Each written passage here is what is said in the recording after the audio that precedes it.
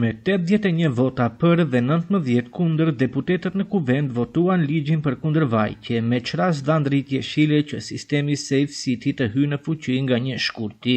Mbështetje ligjit i dhanë deputetët e shumicës parlamentare, deputetët e partisë e Majta, në mesin e tyre edhe deputeti i partisë turke Bejxhan Ilas dhe deputeti i pavarur Ilir Demiri. Kundër votuan deputetët e Frontit Evropian, deputetët e LSDM-s, deputetët e ASH-s Zjardin Selës dhe deputetët e ASH-s Arben Taravarit. Koordinatorja e Frontit Evropian Rina Hajdari deklaroi se vota kundër vjen si pasojë e kundërshtive të qytetarëve. Ajo shtoi se ankesat nga ana e qytetarëve për këtë ligj janë të shumta. Që ne votojmë sipas bindjes dhe qëndrimeve të qytetarëve. Dhe realisht nuk kemi besim se do të bëhen ndryshimet në të ardhmen.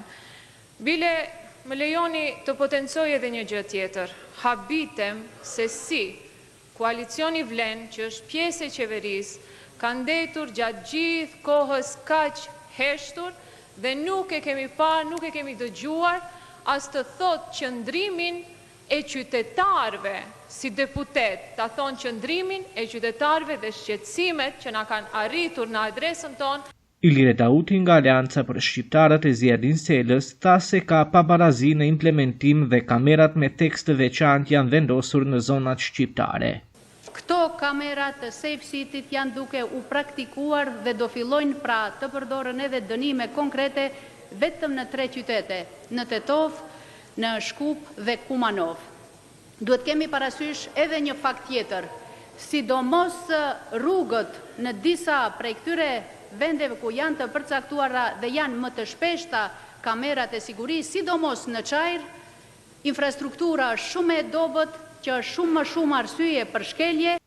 Arsyet sepse kundër i tregoi edhe Oliver Spasovski nga Lidhja Social-Demokrate. 2 çështje kryesore për të cilat pse jemi kundër janë se gjitha materialet që do të mblidhen si dëshmi nga kamerat e Safe City është paqartë se si dhe në çfarë forme do të ruhen dhe a do të ketë mundësi që të njëjtat të keq përdoren. E them këtë sepse qeveria dhe partnerët e koalicionit kanë të kaluar negative sa i përket ruajtjes dhe keq përdorimit të drejtave të njeriut dhe qytetarëve, duke u bazuar në të kaluarën dhe e njëjta mund të përsëritet. Përveç Demirit dhe Ilyas, pro ligjit për kundërvajtje të nevojshëm për funksionalizimin e sistemit Safe City, votuan edhe deputetët e VMRO-s, koalicionit Vlen, por edhe deputetët e Levicës.